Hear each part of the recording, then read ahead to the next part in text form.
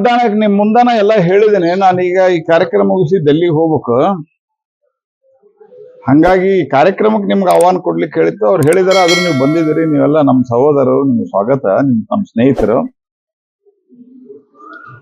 ಅಡ್ಡ ಮತದಾನದ ಬಗ್ಗೆ ಪಾರ್ಟಿ ಬಹಳ ಗಂಭೀರವಾಗಿದೆ. ಇದ್ರ ಬಗ್ಗೆ ಎರಡನೇ ಪ್ರಶ್ನೆನೇ ಇಲ್ಲ.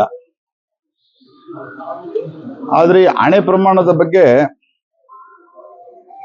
ನಮ್ಮ ರಾಜ್ಯದ ಅಧ್ಯಕ್ಷರು ಬಹಳ ಮನನೊಂದು ಆ ಮಾತನ್ನ ಹೇಳಿದ್ದಾರೆ. ನಾನು ರಾಜ್ಯ ಅಧ್ಯಕ್ಷರಿಗೂ ಫೋನ್ ಮುಖಾಂತರ ವಿನಂತಿ ಮಾಡಿದ್ದೇನೆ. ಧರ್ಮಸ್ಥಳ ಒಂದು ಅತ್ಯಂತ ಪವಿತ್ರವಾದಂತಹ ಕ್ಷೇತ್ರ. ಧರ್ಮಸ್ಥಳ ಭಕ್ತರ ಒಂದು ಶ್ರದ್ಧಾ ಕೇಂದ್ರ.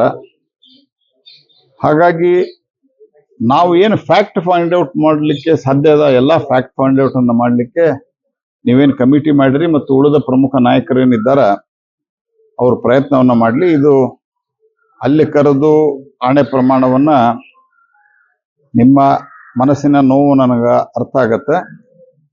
ಸ್ವಲ್ಪ ಅವರ ಈ ಒಂದು ನೋವಿನಲ್ಲಿ ಇದೊಂದು ಹಠಾತ್ತಾಗಿ ಅವರು ಹೇಳಿದ್ದಾರೆ. ಅದಕ್ಕೆ ನಾನು ಅವರಿಗೆ ಸಲಹೆ ಕೊಟ್ಟಿದ್ದೀನಿ, ವಿನಂತಿನೂ ಮಾಡಿದ್ದೇನೆ. ಧರ್ಮಸ್ಥಳ ಅತ್ಯಂತ ಪವಿತ್ರ ಕ್ಷೇತ್ರವಾದ್ರಿಂದ ನಮ್ಮ ಈ ಇದರಲ್ಲಿ ಧರ್ಮಸ್ಥಳವನ್ನ ಎಳೆಯೋದು ಬೇಡ. ನಾವು ಅದನ್ನು ಫೈಂಡ್ ಔಟ್ ಮಾಡೋಣ. ಫೈಂಡ್ ಔಟ್ ಮಾಡಿ ಪತ್ತೆ ಹಚ್ಚಿ, ಇವತ್ತಿನ ನಾಳೆ ಪತ್ತೆ ಹಚ್ಚದ. ಅಕಸ್ಮಾತ್ ಈ ಕಮಿಟಿಯವರಿಗೂ ಇಮಿಡಿಯೇಟ್ ಪತ್ತೆ ಹಚ್ಚಲಿಕ್ಕಾಗಿಲ್ಲ ಅಂದ್ರೆ ಒಂದ್ ಸ್ವಲ್ಪ ದಿವಸದಾಗ ಗೊತ್ತಾಗತ್ತ.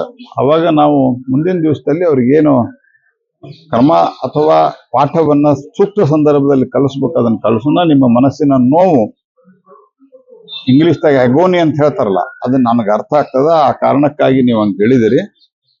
ಅದಕ್ಕೆ ಇದನ್ನ ನೀವು ಕೈ ಬಿಡ್ರಿ ಅಂತ ವಿನಂತಿ ಮಾಡಿದ್ದೇನೆ. ಸೊ ಅದಕ್ಕೆ ಅದರ ಪ್ರಶ್ನೆ ಈಗ ಉದ್ಭವಿಸೋದಿಲ್ಲ. ಅವರು ನೀವು ಹಿರಿಯರಾಗಿ ಸಲಹೆ ಕೊಟ್ಟರೆ ನಾನು ಅದನ್ನು ಸ್ವೀಕಾರ ಮಾಡ್ತೀನಿ ಅಂತ ಹೇಳಿದ್ದಾರೆ. ಹಿಂಗಾಗಿ ಅದು ವಿಷಯ ಈಗ ಚರ್ಚೆಗಿಲ್ಲ. ಈಗ ಸಿದ್ದರಾಮಯ್ಯ ಅವರು ಏನ್ ಹೇಳಿದ್ರೆ ಅಂದ್ರೆ RSS ಮತ್ತು ಬಿಜೆಪಿ ಅವರು ನಮ್ಮ ದೇಶವನ್ನ ಹಿಂದೂ ರಾಷ್ಟ್ರವನ್ನ ಮಾಡ್ಲಿಕ್ಕೆ ಹೊರಟಿದ್ದಾರೆ. ಬಟ್ ಮಾಡ್ಲಿಕ್ಕೆ ಆಗಲ್ಲ. ಅವರು RSS ಬಿಜೆಪಿ ಹಿಂದೂ ರಾಷ್ಟ್ರ ಮಾಡ್ಲಿಕ್ಕೆ ಹೊಂಟಿಲ್ಲ.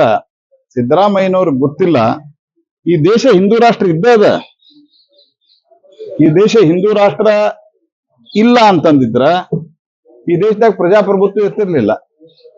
ನಮ್ಮ ಜೊತೆಗೇನ ಸ್ವತಂತ್ರ ಗಳಿಸಿಕೊಂಡಂತ ಪಾಕಿಸ್ತಾನ, ಬಾಂಗ್ಲಾದೇಶ, ಅಲ್ಲಿಯೂ ಕೂಡ ನಮ್ಮ ಜೊತೆಗಿದ್ದಾಗ ಯಾವುದೇ ತೊಂದರೆ ಇರಲಿಲ್ಲ. ಅಲ್ಲಿ ಹೋದ್ಮೇಲೆ ಏನಾಯ್ತು? ಯಾವ ದೇಶದೊಳಗ ಇಸ್ಲಾಮಿಕ್ ಶಕ್ತಿಗಳು 90% ಆಫ್ ದಿ ಜಗತ್ತಿನ ಯಾವುದೇ ದೇಶದೊಳಗ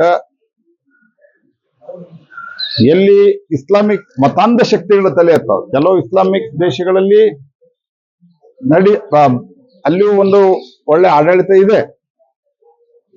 ಆದ್ರೆ ಮೆಜಾರಿಟಿ ಆಫ್ ಈ ಇದರಲ್ಲಿ ಈ ಫೆನೆಟಿಸಮ್ ಏನ್ ಬೆಳೆಸ್ತಾರೆ. ಎದಕ್ಕೆ ಬೆಳೆಸ್ತಾರೆ ಫೆನೆಟಿಸಮ್? ಈ ದೇಶ ಪ್ರಜಾಪ್ರಭುತ್ವ ಇರೋದು ಸಿದ್ದರಾಮಯ್ಯನವ್ರು ಅರ್ಥ ಮಾಡ್ಕೋಬೇಕು. ನಿಮ್ಮ ಮಗನಿಗೆ ಮಂತ್ರಿ ಮಾಡ್ಯಾರ, ಮುಖ್ಯಮಂತ್ರಿನೂ ಮಾಡಿಸ್ರಿ, ನೀವೇನು ನಮ್ದೇನು ಅದಕ್ಕೆ ತೊಂದರೆ ಇಲ್ಲ. ಆದ್ರೆ ಇದನ್ನ ಹೇಳ್ಕೊಂಡು ರಾಜಕಾರಣ ಮಾಡೋದು ಬಂದ್ ಮಾಡ್ರಿ. ಇವತ್ತು ವೆಸ್ಟ್ ಬೆಂಗಾಲ್ದಲ್ಲಿ ಏನ್ ಸ್ಥಿತಿ ಆಗಿತ್ತು ಅನ್ನೋದು ಅವರಿಗೂ ಗೊತ್ತಿದೆ, ಅನೇಕರಿಗೂ ಗೊತ್ತಿದೆ. ಯಾವಾಗ ದೇಶ ಹಿಂದೂ ಬಹುಸಂಖ್ಯಾತತನವನ್ನ ಕಳೆದುಕೊಳ್ತದ ಅವತ್ತಿನ ದಿವಸ ಈ ದೇಶದಾಗ ಪ್ರಜಾಪ್ರಭುತ್ವ ಇರೋದಿಲ್ಲ, ಈ ದೇಶದಾಗ ಮತದಾನನೂ ಇರೋದಿಲ್ಲ. ಸಿದ್ದರಾಮಯ್ಯನವ್ರು ಅರ್ಥ ಮಾಡ್ಬೇಕು. ಹಿಂಗಾಗಿ ಹಿಂದೂ ರಾಷ್ಟ್ರ ಮಾಡೋ ಪ್ರಶ್ನೆನೇ ಇಲ್ಲ. ಇದು ಹಿಂದೂ ರಾಷ್ಟ್ರ ಇದೆ. ಆದರೆ ಹಿಂದೂ ಅಂತಂದ್ರ ಇಲ್ಲಿರುವಂತ ಮುಸಲ್ಮಾನರನಿಗೆ ಓಡಿಸ್ತೀವಿ ಅಥವಾ ಮುಸಲ್ಮಾನರಿಗೆ ಬೈತೀವಿ. ಹಿಂದೂ ಒಳಗ ಎಲ್ಲರನ್ನೂ ಒಳಗೊಳ್ಳುವಿಕೆ ಇದೆ. ಮುಸಲ್ಮಾನರು ತಮ್ಮ ದೇವ್ರನ್ನ ತಾವು ಪೂಜೆ ಮಾಡ್ಲಿ, ಹಿಂದೂ ಒಳಗಿದ್ದವ್ರು ತಮ್ಮದೇ ಹಿಂದೂ ಒಳಗೇನೆಲ್ಲ ಒಂದೇ ದೇವ್ರನ್ನ ಪೂಜೆ ಮಾಡ್ತಾರ. ಹಿಂಗಾಗಿ ಈ ರೀತಿಯಾದಂಥ ತುಷ್ಟೀಕರಣದ ಸ್ಟೇಟ್ಮೆಂಟ್ಗಳಿಂದನೇ ಇವತ್ತು ಕಾಂಗ್ರೆಸ್ ಪಾರ್ಟಿ ಇಡೀ ದೇಶದವಾಗ ಹಾಳಾಗ್ಯದ. ಕರ್ನಾಟಕದಲ್ಲೇನೋ ಇವತ್ತೊಂದು ಕಳ್ಳಾಟ ಮಾಡಿ ಓಡ್ ತಗೊಂಡದಾಗ ಬಹಳ ದೊಡ್ಡ ಮಾತಾಡೋದು ಬೇಡ. 28ರಂಗ ನಿಮ್ಮ ಹಣೆ ಬರ ಗೊತ್ತಾಗತ್ತೆ. Thank you. ಲೇಟೆಸ್ಟ್ ಹಾಗೂ ಇಂಟ್ರೆಸ್ಟಿಂಗ್ ಸುದ್ದಿಗಳಿಗಾಗಿ ಬಾಸ್ ಟಿವಿ ಕನ್ನಡ ಚಾನೆಲ್ನ ಸಬ್ಸ್ಕ್ರೈಬ್ ಮಾಡಿ. ಹಾಗೆಯೇ ಬೆಲ್ ಐಕಾನ್ ಪ್ರೆಸ್ ಮಾಡಿ. ಇದರ ಜೊತೆಗೆ ಫೇಸ್ಬುಕ್, ಇನ್ಸ್ಟಾಗ್ರಾಮ್, ಎಕ್ಸ್ ನಲ್ಲೂ ಮಿಸ್ ಮಾಡದೆ ಫಾಲೋ ಮಾಡಿ.